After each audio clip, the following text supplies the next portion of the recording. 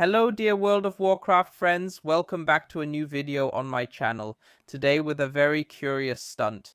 Many of you know him as the neutral agent, double agent, whatever. He managed to level up all the classes that you can currently play without faction affiliation to level 90. How he did it, which classes those are, I'll show you in this video. We'll also take a quick look at the PvE content of patch 12.1, meaning raid, dungeon, and the new depths, and what is known about them so far. Alright, let's get started. Feel free to leave a like and subscribe. And as you can see here, Mr. Neutral Agent recently did an almost 8-hour stream where he leveled up one of his characters again. The hunter here named Triple Agent was the last one. The last factionless character he still needed. In the end, people are actually following this a bit. He's doing all of this with Pandaren because as long as you're on this island, you don't belong to any faction. You only decide between Horde and Alliance at the end, and that's exactly the point he always leaves out completely.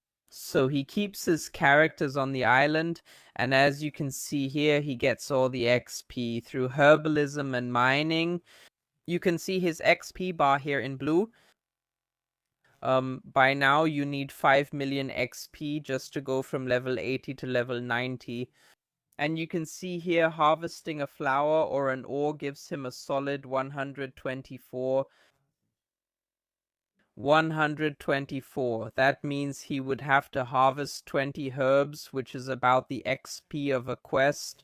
Actually not even enough to get the XP of a quest at this level range.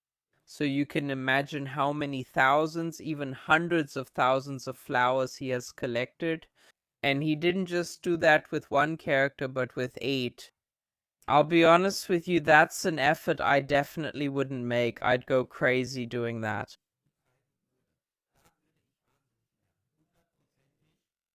100% respect to him for pulling this off and also reaching max level as neutral. He hasn't just been doing that since this expansion.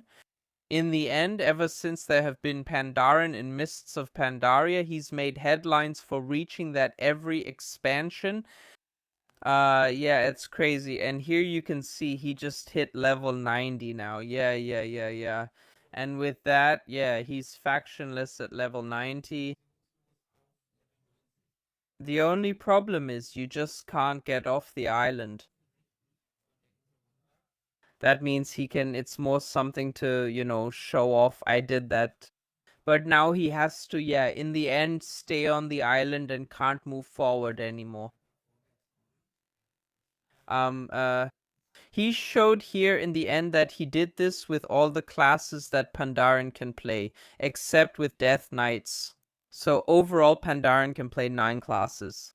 However, Death Knights don't start as Pandaren on the Wandering Isle, but in the DK starting area, and there you have to make your choice. That's why there are only 8 classes, kind of weak. I would have expected a bit more. And yes, here you can see his armada. Rogue, Priest, Hunter, Shaman are ready to go. All of them are still on the Wandering Isle. But that's also kind of the nice thing about World of Warcraft. For me, though, that's just not my thing at all. But he invested his time in it and used it as content for himself. And so, yeah, he found fulfillment. Here we see the next 4 characters: Warrior, Monk, Warlock, and Mage. So a big GG for that. Like I said, I wouldn't have done it, but yeah, why not? That brings us to the second point. And that's about the PvE content from patch 12.1. The patch is called Curse of Ulatek. There isn't a lot of news about these things yet, but let's take another look at what we do know. For one, we're getting a new zone, the Coiled Isle. New campaign and so on. Then we're expecting a new raid, and there's this picture that was also released. All in all, 8 bosses again, so that's pretty much standard, I'd say. The raid is called Venomous Abyss. And at the end, we face Ulatek himself, so the patch is called Curse of Ulatek. And that's this snake Loa here. Apparently it's female. She is the final boss of the raid. We haven't seen many pictures yet. other than stuff like this. But yeah, I'm curious to see what awaits us there. Also new, and I think that's really, really awesome, is a dungeon. Altar of Fangs. All in all, 3 bosses. Personally, I think that's pretty nice. I like 3 boss dungeons the most because they're just the fastest. And this one will be added to the Mythic Plus rotation. So that means we'll get the 4 dungeons from Midnight that weren't in yet, plus this Altar of Fangs, plus Ruby Life Pools from Dragonflight, plus King's Rest, plus Temple of Cithralis. So I think that's a pretty cool thing here too.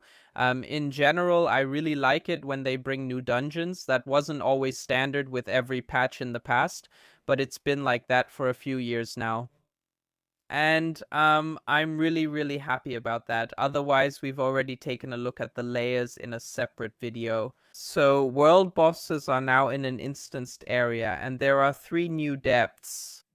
What you shouldn't misunderstand here is that in the end, it's actually 2 new depths and 1 new depth boss.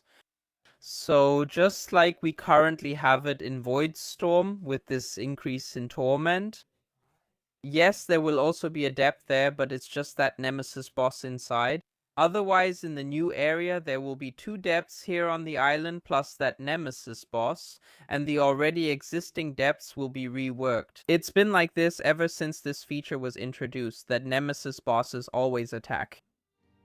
And that's how it will be in the upcoming patch as well. So these boss mobs, the ones standing around there, will have a poison feature, and then another Nemesis will be summoned, and so on and so forth. So here too, everything is just like Blizzard has done it in the past. So yeah, I'm personally looking forward to it. I think it's going to be pretty good, but let's see how it actually plays out once the patch is finally here. If you want, feel free to leave a like and subscribe. I would really appreciate your support. With that, I wish you a great start to the week. See you in the next video. Have a good time and take care.